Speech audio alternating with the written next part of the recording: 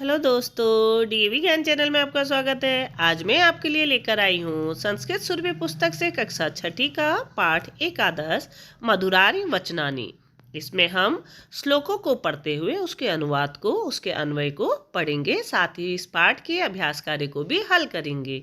आइए शुरू करते हैं। मधुरा शर्करा द्राक्षा मधुरा मधुरम मधु मधुरम मातृतुल्यम तु त्रैलोक्य अपि न किंचनः। यानी मधुरा शर्करा चीनी मीठी होती है, अंगूर भी मीठा होता है और शहद भी मीठा होता है। मधुरम मातृतुल्यम तो, लेकिन माँ की ममता जैसा तो त्रैलोक के अपि यानी तीनों लोक में भी न किंचन कुछ भी नहीं होता। अर्थात चीनी मीठी होती है, अंगूर भी मीठा होता है, शहद भी मीठा होता है, लेकिन माँ की ममता जैसा मीठा तो तीनों लोकों में कुछ भी नहीं होता। निद्रा दूर्यते चिंताम निद्रा दूर्यते व्यथाम निद्रा दूर्यते क्लांतिम निद्रा दुख विनाशिका। यहाँ पर इसका अर्थ है कि नींद से चिंता दूर होती है, नींद से कष्ट दूर होता है, नींद से थकान दूर होती है और निद्रा सभी दुखों को दूर करने वाली होती है। यहाँ पर इसका अन्वय भी दिया गया है। अन्वय यानी उसका छोटा रूप। तो अन्वय में यहाँ पर इसका अर्थ होगा निद्रा चिंताम दूर्यते, निद्रा से चिंता दूर होती है, निद्रा से व्यथा यानी कष्ट दूर होते हैं, निद्रा से थकान दूर होती है और निद्रा दुखों को दूर कर देती है। विद्या वर्धते तेजः विद्या वर्धते वपुः विद्या वर्धते वीर्यम विद्या किम न वर्धते। विद्या से तेज बढ़ता है, विद्या से शरीर बढ़ता है, विद्या से बल बढ़ता है, विद्या से क्या क्या नहीं बढ़ता। अर्थात विद्या सभी कुछ देने वाली होती है। यहीं पर इसका अन्वय दिया है। अन्वय श्लोक का ही अर्थ होता है। अगला है मधुरम मधुरेभ्यो अपि मंगलम मंगलेभ्यो अपि मंगलम पावनम पावनेभ्यो अपि मधुरम मधुरवचनम केवलम। इसका अर्थ है मधुर से भी जो मधुर है, मंगल से भी जो मंगल है, पावन यानी पवित्र से भी जो पवित्र है, वह केवल मधुर वचन है। अगला है विदेशेषु धनम विद्या व्यसनेषु धनम मतिः परलोके धनम धर्मः शीलम सर्वत्र वै धनम। अर्थात विदेशों में जाने वालों के लिए विद्या उसका धन है, व्यसनेषु यानी बुरी संगत में केवल बुद्धि ही उसका धन है, परलोक में धर्म धन है और शीलम सर्वत्र वै धनम और शीलता सभी का परम धन है। यदा मनुष्य अर्थात जब मनुष्य विदेश को जाता है तब उसकी बुद्धि ही उसके साथ जाती है और वही उसकी सहायता करती है। यदि कोई व्यक्ति किसी कारण से बुरे मार्ग में लग गया है तब उसकी बुद्धि ही उसे बुरे मार्ग से दूर करती है। यदि मनुष्य धर्म का कार्य करता है, अपने कर्तव्य का पालन करता है, तो यह सभी कार्य उसके लिए परलोक में सहायकारी होते हैं और यदि मनुष्य का व्यवहार अच्छा है तो उसके लिए यह हमेशा ही सहायक होते हैं।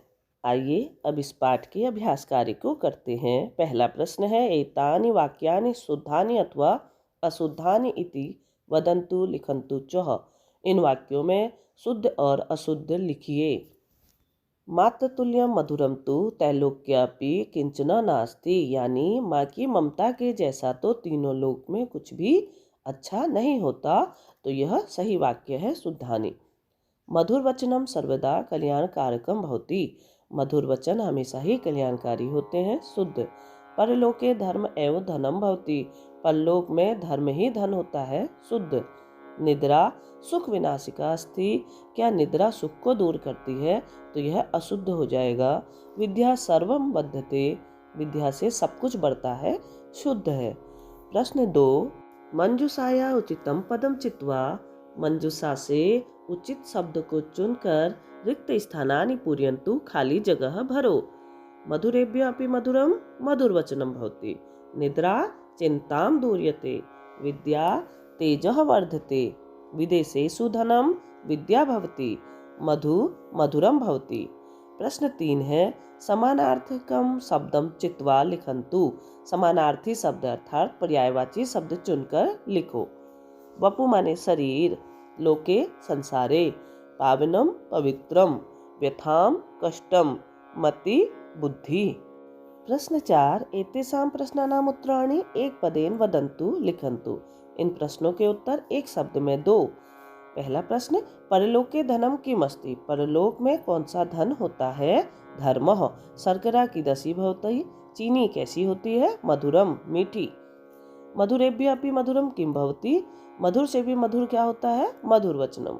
वीर्यम कया वर्धते। बल कैसे बढ़ता है? विद्या से। व्यसनेषु धनम किम अस्ति। बुरी संगत में क्या धन है? मति। मति यानी बुद्धि। प्रश्न 5, एतेषां प्रश्नानाम् उत्तराणि। इन प्रश्नों के उत्तर पूर्ण वाक्यों में वदन्तु लिखन्तु। पूरे वाक्य में दो। पहला प्रश्न है, का दुख विनाशिका भवति। दुख को कौन दूर करता है? निद्रा दुख विनाशिका भवति। नींद दुख को दूर करती है। का संसारे सर्वाधिकम सुखम यच्छति। संसार में सबसे अधिक सुख कौन देता है? विद्या संसारे सर्वाधिकम सुखम यच्छति। विद्या संसार में सबसे अधिक सुख देती है। मंगलेभ्यः अपि मंगलम किम। मंगल से भी मंगल क्या है? मंगलेभ्यः अपि मंगलम। मंगल से भी मंगल मधुर वचन है। किम सर्वत्र धनम भवति। क्या है जो सभी जगह धन होता है? शीलम सर्वत्र धनम भवति। शील ही सभी का धन होता है। विद्या किम किम वर्धते। विद्या से क्या क्या बढ़ता है? विद्या तेजः वपु वीर्यम सर्वम च वर्धते। विद्या से तेज, बुद्धि, बल यह सभी कुछ बढ़ता है। प्रश्न 6, स्थूल पदम आधृत्य प्रश्न निर्माणम कुर्वन्तु। मोटे काले शब्दों के आधार पर प्रश्न निर्माण करो। पहला प्रश्न है, निद्रा क्लांतिम दूर्यते। निद्रा से क्लांति यानी थकान दूर होती है। निद्रा किम दूर्यते। पावनेभ्यः अपि पावनम मधुर वचनम अस्ति। पावनेभ्यः अपि पावनम किम अस्ति। निद्रा चिंताम दूरी करोति। का चिंताम दूरी करोति। विद्या वपु वर्धते। कया वपु वर्धते। परलोके धर्मः धनम भवति। कुत्र कस्मिन् धर्मः धनः भवति। मूल्यात्मक प्रश्न, अस्मिन् पाठे भवानः भवति यत् अपठत्। इस पाठ में आपने पढ़ा। तेषुं किम ग्रहीतुम् इच्छति। तुम्हें क्या करना चाहिए? किम च त्यक्तुम और क्या छोड़ देना चाहिए। यत् ग्रहीतुम् इच्छति जो भी आप चाहते हैं ग्रहण करना। तस्य समस्य ग्रहीतुम् इच्छामि। उसके आगे ग्रहीतुम् इच्छामि लिखो। मातु स्नेह माँ का प्यार ग्रहीतुम् इच्छामि। विद्याम ग्रहीतुम् इच्छामि। मधुर वचनम ग्रहीतुम् इच्छामि। अधर्मम त्यक्तुम् इच्छामि। शीलम ग्रहीतुम् इच्छामि। गतिविधि, विद्या उपरि श्लोक द्वयम लिखित्वा स्मरन्तु कक्षायां च श्रावयन्तु। विद्या के ऊपर कोई 2 श्लोक लिखो। तो यहाँ पर 2 श्लोक लिखे हुए हैं। पहला श्लोक है, विद्या ददाति विनियम विन्या ददाति पात्रताम पात्रत्वादम धनम आपनोति धनाद धर्मः तत् सुखम। दूसरा, सुंदरो अपि सुशीलो अपि कुलीनो अपि महाधनः शोभते न बिना विद्या विद्या सर्वस्य भूषणम। आइए अब इसका व्याकरण कार्य हल करते हैं।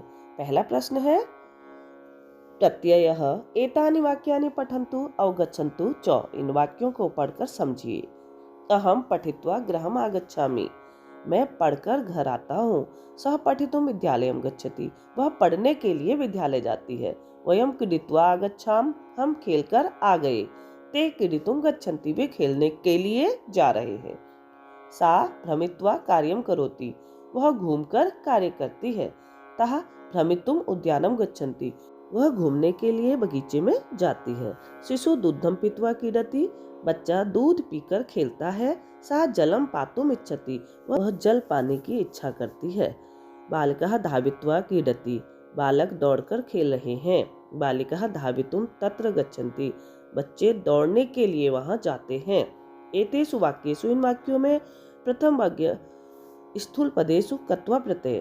पहले वर्ग में कत्वा प्रत्यय है और द्वितीय वर्ग में तुमुन प्रत्यय का प्रयोग हुआ है। ध्यान रहे कि प्रत्यय का प्रयोग धातुआ व शब्दानाम अन्ते भवति।